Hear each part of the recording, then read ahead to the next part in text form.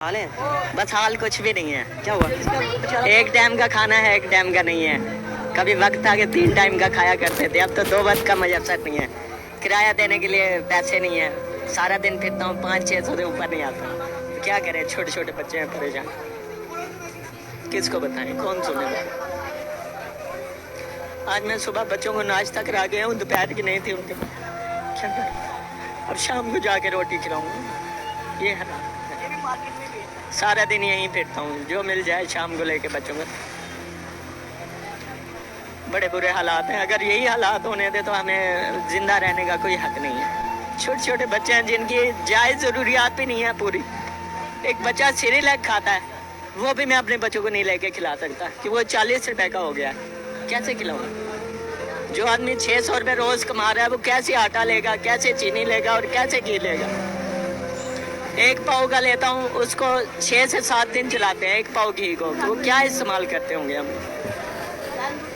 बहुत बड़ी परेशानी में है। इस हालात में इतनी महंगाई हो गई है कि हम लोग, मैं बच्चों का दूध लेने के लिए शाम को परेशान होता हूँ। पहले केजी लेता था, अब आधा किलो ले जाता हूँ क्योंकि नहीं है, पैसे होते नहीं है, कहाँ से ले? इसी से गुजर बसर है। ये सारा दिन यहीं पे दांतों की दवाई बेच के गुजर बसर बच्चों का करता हूँ। हिजरत करके आया हूँ भावलपुर से, मेरा घर गिर गया वहाँ पे।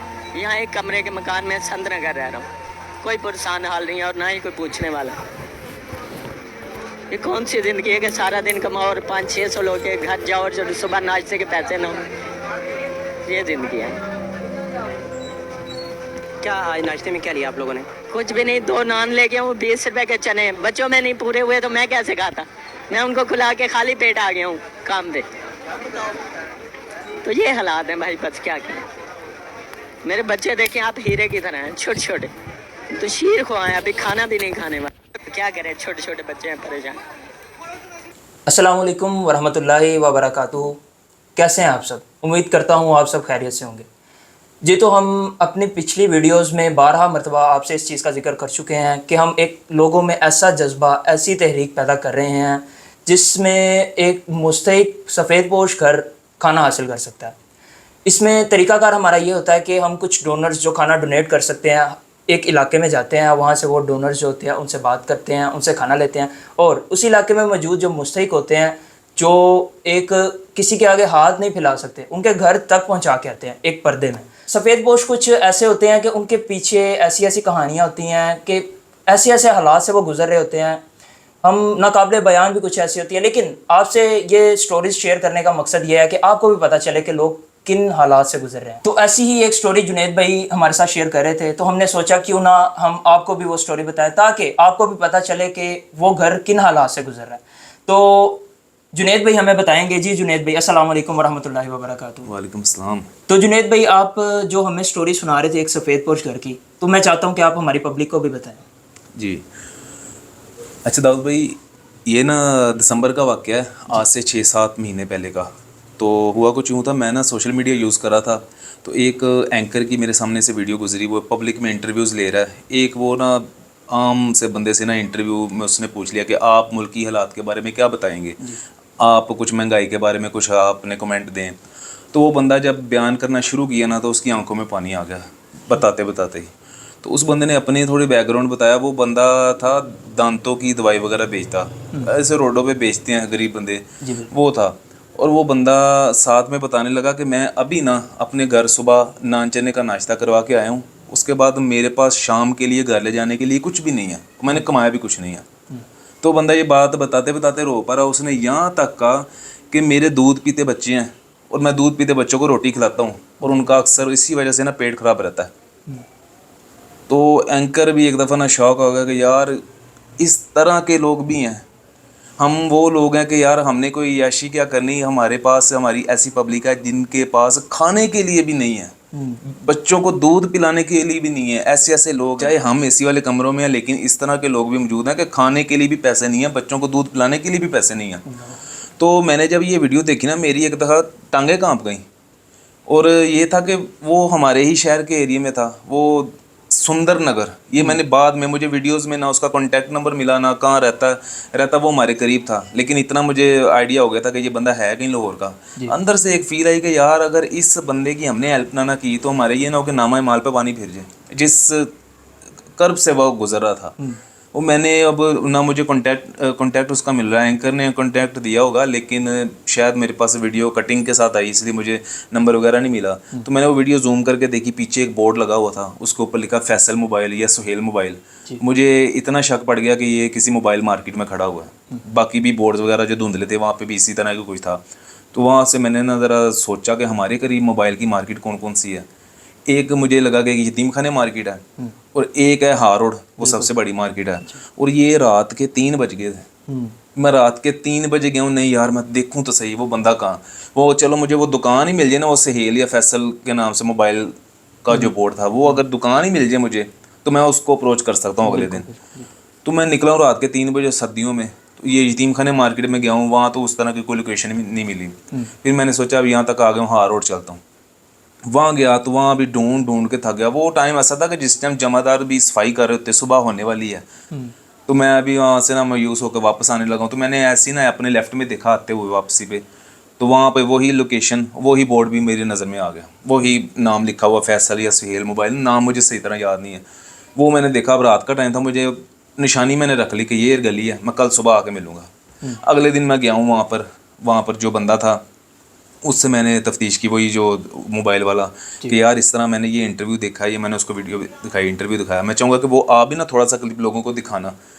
तो उससे मैंने पूछा ये बंदा के बारे में आप कुछ जानते? कहते हाँ यार ये यहाँ पे दांतों की दवाई वगैरह बेचता है, इसका छोटा सा बच्चा भी होता है साथ, ये काफ़ी माड़ा बंदा है, इसने कुछ दिन पहले इंटरव्यू दिया है और ये वाकई है, डिज़र्व करता है ये। तो मैंने कहा यार आप इसका ना मुझे नंबर दीजिएगा। उसने कहा मेरे पास नंबर तो नहीं है, लेकिन नेक्स्ट टाइम ये जब भी मुझे मिला मैं आपको इसका कॉन्टैक्ट करवा दूंगा आपके साथ। मैंने कहा ठीक है। मैंने उसको बताया कि हम एक फ्लाई काम कर रहे हैं यार, और कुछ नहीं, हम खाने पीने का ना हम आसानी से एक बंदे का उठा सकते हैं, क्योंकि ये हमारे पास खाने काफ़ी होते हैं। जी बिल्कुल। तो मैं फिर आ गया। अगले दिन या 1-2 दिन बाद मुझे उसी बंदे की कॉल आई कि सर वो बंदा आया हुआ है, मेरे पास है। मैंने कहा मेरी बात करो। मैंने बात की, फ़ौरन मैंने उससे पूछा आपका एड्रेस क्या है, एड्रेस वगैरह पूछा। उसने मुझे बताया सुंदर नगर इधर ही रहता है, एमएओ कॉलेज है ना उसकी बैक साइड पे, शायद सुंदर नगर ही है उस इलाके का नाम। मैंने कहा रात के टाइम में आता हूँ, तसल्ली से आपसे मैं बातचीत करूँगा। क्योंकि मेरा ज़हन था कि मैं इसको ना पाँव पे खड़ा करूँगा जितना भी हो सके, क्योंकि मुझे इतना यकीन था कि इस बंदे को अगर कुछ हमने सपोर्ट कर दिया ना तो बख्शिश बड़ी आराम से है। बिल्कुल। तो ये मेरे ना लालच भी बड़ा था यार, इसकी लाजमी मदद करनी। तो मैंने एक्साइटमेंट में फ्रिज हमने लगाई होती, जैसे फ्रिज लगाई है वहाँ खाने इकट्ठे होते हैं जो बांट के बाकी हम फ्रिज में रख देते हैं। तो फ्रिज माशाल्लाह भरी पड़ी थी अपनी। मैंने बड़ा शॉपर लिया, फ्रिज से 12 से 13 खाने मैंने रखे और मैं ले गया। मैंने कहा उसको कम से कम 3-4 दिन का तो खाना दूँ ना, उसके बाद फिर देखी जाएगी। तो मैं गया, उसको जाकर मिला, फिर उससे मैंने सारा कुछ पूछा। उसने फिर मुझे बताया कि जो मैंने वीडियो लगाई है ना, एंकर ने ऊपर नंबर भी मेरा दे दिया था, अकाउंट भी दे दिया था। तो लोगों ने मेरे साथ, पाकिस्तानी कौम जज्बाती भी है, दिल वाले भी हैं। उसने कहा कि मुझे बड़े लोगों ने तावन किया है, तो अब मेरे वो हालात नहीं है, बाकी ऐसे ही मेरे हालात थे। वो बंदा भी बिल्कुल सीधा था, उसने साफ बात मुझसे की। तो मैंने उसको इतना कहा कि क्या नाम है, कि मैंने कहा कि आप हमारे साथ मिल जाओ, हम 2-4 एरिए करें, जैसे डोलनवाल करें, शजान करें, इनमें हमारा फ्लाई काम चल रहा है, आप मेरे साथ मिलो, आपको हम सैलरी भी देंगे, शाम के टाइम आप काम करो हमारे साथ। हम ये आपका सुंदर नगर इलाका है ना, आप यहाँ रहते हो, आपको तो एहसास है ना इस तरह के और लोग भी किस तरह के मसाइल से गुजरते हैं। मैंने कहा आप हमारी तरफ से काम करो, हम इस इलाके के लोगों से भी बात करते हैं, यहाँ भी काम छिड़ जाएगा। लेकिन वो बंदे में ना वो कॉन्फिडेंस नहीं था।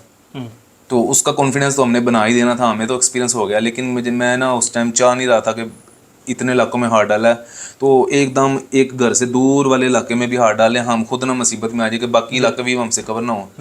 तो मैंने कहा जब वक्त आएगा ना तब इंशाल्लाह वहाँ ज़रूर जाएंगे।